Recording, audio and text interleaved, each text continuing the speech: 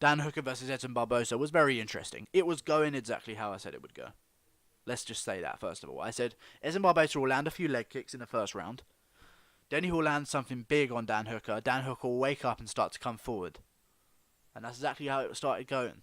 Except Dan Hooker was doing this pitter-patter style of striking. I think Dan Hooker can beat Edson Barboza, I really do.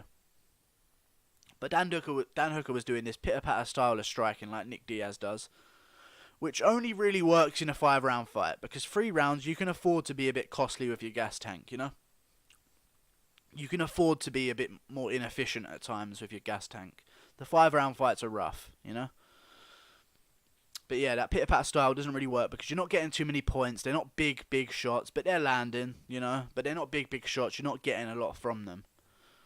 And they're not really going to pay that much effect if you're getting leg kicked the shit out of. I think the main problem in this fight was Edson Barboza was phenomenal, first of all. Let's get to that. Edson Barboza was absolutely phenomenal. Looks good. You can still see the mistakes he's making that the commentators were calling out, like he was being way too explosive at times, wasted energy a lot of times. And you can see that the things he was still doing, like the guys at the top of the division are going to see right through that and absolutely destroy him. Now, the leg kicks were good. I think the game plan from Dan Hooker was to take the shots and answer back with strikes. I think that was the game plan. But I think he was way too okay to take those shots. A lot of times the game plan, especially if the coach isn't a fighter, the game plan is said not knowing how a fighter really feels in there. Like, you're going to take some leg kicks in the first round, and we're going to strike and change, and we're going to exchange punches for leg kicks. Every time he leg kicks you, you're going to touch him up with a few more punches. Now, very interesting. The body kicks were working because Dan Hooker stands so tall, and that's what we learned in that fight. We learned if you want to beat Dan Hooker, body shots are a very good technique. Body kicks. Dan Hooker stands with his arms way down. I know that it's bad to say that people's hands are so far down in the UFC because you've got to stuff the takedown. But against Edson Barboza, you're really worried about a double leg coming in. Like, his hands were so far down. He looked like he dislocated his arms the way they were dangling down like that. I guess that's just his style, but Jesus Christ, pick your fucking hands up. I know it's cheap. I know, but even just here, you know, you don't have to be like this. You don't have to be like this. That's stupid. You know, you're going to get taken down all day. Your body's open. Your legs are open. But even like this, like, just keep your arms up here. Don't have them hanging down all the way down here. I know it's his style, yeah, but it was silly, man. It really was. I think he was aiming to catch a few leg kicks and take him down, which he ended up doing. He caught a kick, took Edson Barboza down with a takedown in the second round, got him to the floor. But yeah, it was a great fight. I think we only learned good things from Dan Hooker. He's still a young guy in terms of fighting career. He hasn't taken a lot of damage. He took a lot of damage in that fight that he probably shouldn't have done. But I think his stock only goes up from here. You get a co-main event, and what do people remember? You got knocked out, but people remember you could have given up in the second round at the start, you know? You could have given up so early into that fight, but you kept going. You took body shots, and you kept... Body shots is different, you know? You get stung by a shot to the head, you know, you've got a choice. Body shots, you get hit with a good shot to the liver, your body just shuts down. It's not a choice that you make, you know? It's not like you get hit with a leg kick and you're like, oh, I don't want to take them anymore, I'll go down to it, you know? Or, oh, I can't really walk on this anymore, I better just fucking get this over with. Your body shot, you get hit, your body just gives up on you. Like someone unplugged something at the back of you, just go down like that. Slumped over. You can see it on Dan Hooker's face, he was in amazing amounts of pain. Not amazing amounts of pain, horrible amounts of pain. But he kept coming, and I think that's only good for him. He showed that he can take damage, and he can take it well, and he can keep coming back. And I think that that's going to get fighted tonight, most likely. Unless the main event does. It might do. The main event might get fighted tonight, but I think that Dan Hooker will definitely be compensated for his performance.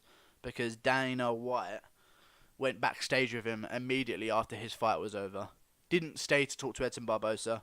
Went backstage to see Dan Hooker, and I'm guessing he's going to compensate him for his performance. So, yeah, good for Dan Hooker. He learned what it's like to compete at the highest level. He failed, but he'll be back, I'm sure. Now, on to Edson Barboza. I was gutted the fact that he won. I'm a big fan. I like the strikers. He's a good guy. We've seen him against the top, man. We've seen him lose to Ferguson. We've seen him lose to Khabib. Like, he's a gatekeeper of the division. I wanted to see Dan Hooker win. Not because I like Dan Hooker more than I do Edson Barboza. Because Dan Hooker isn't this shit talker. Big, crazy, flamboyant character that's going to come out and say all this stuff. That's going to get people excited. He just says it how he is. He's a calm New Zealand guy. And, he's a little Kiwi guy. Just says it how it is. Look, I'm training. I'm doing this. I'm doing that. I'm going to hope to finish him. All this. But I just think that Edson Barboza, man, it's just another gatekeeper situation. You know, we've seen him against the top of the division. We've seen him against Kevin Lee get smashed. We've seen him against Ferguson. He's not going to get another title shot anytime soon. I just would have loved... I'm always rooting for the new blood, you know? Always rooting for the new blood.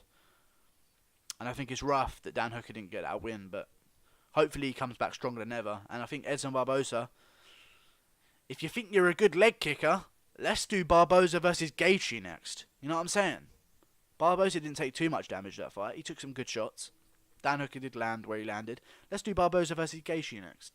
And let's do Dan Hooker save versus the winner of James Vick versus Paul Felder. Done.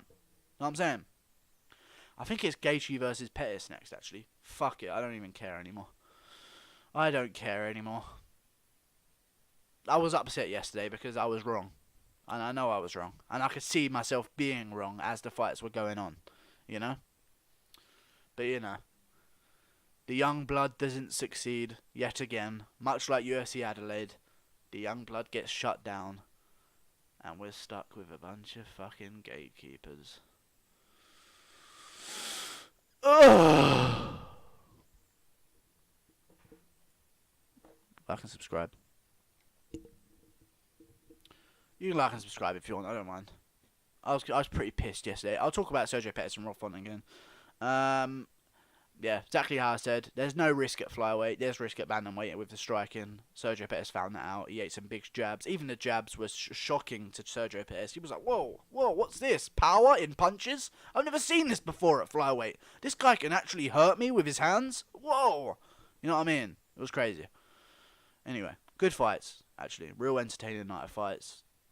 Earlier on in the day as well, which is good for me because I didn't have to stay up till like 6 AM to watch the main event. Good stuff. Like and subscribe, guys. Thanks for everyone who subbed. Do what you want, man. I don't really care. Hopefully in 2019 I'll have like some big display thing behind me. I'm hoping anyway. And I've got a nice £600 camera, Nikon DSLR, that I'm hoping to start filming my videos on rather than this fucking shitty fucking webcam that no one cares about. And obviously I've got the nice little mic here as well. Big things coming, boys. See you later.